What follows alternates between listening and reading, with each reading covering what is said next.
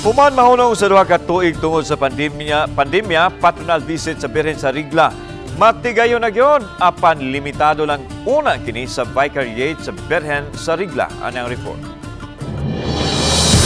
Uban ang pangu sa Disaster Risk Reduction and Management Office na Jel Banyasya ug mga representante sa National Shrine sa Birhen sa Regla ug sa City Traffic Management System, may pahigayon og ocular inspection kaganihang buntag sa Hilton Wharf ang grupo diin isakay ang imahin sa Birhen sa Regla sa pagbisita niini karong Lunes ngadto sa St. Augustine Parish sa Olango Island. We will also provide sa atong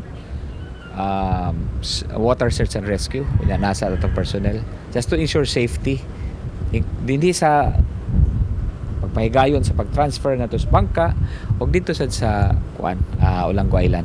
Sa phone interview, gibutyag ni Reverend Father Renante Joseph Ga, Kora Paroko sa National Shrine sa Birhen sa Regla, nga ning pagbalik sa patronal visit sa Birhen. Ang walo lang una ka mga simbahan sa Lapu-Lapu City ug Cordova ang bisitahon sa Birhen. For this time, dini lang usa, limitado lang usa sa vicariate sa Birhen sa Regla nga vicariato composed of 8 parishes nato diri. Karong Lunes, human sa alas 8 nga misa, imotorkada ang imahen sa Birhen sa Regla paingon sa Hilton Wharf, diin isakay kini og motorbangka paingon sa Santa Rosa Port sa Olango Island.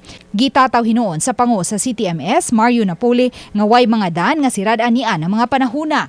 Kay limitado raman ang mga sakyanan nga tugutang magkakuyog sa motorkada. Kita mo sirad kasada mo. Malabay og iskina ato lang istapon kadjot palapyon sa nato ang Birhen. Uban ni Marlon Malgazo, Luan Merondina, Balitang Bisdak.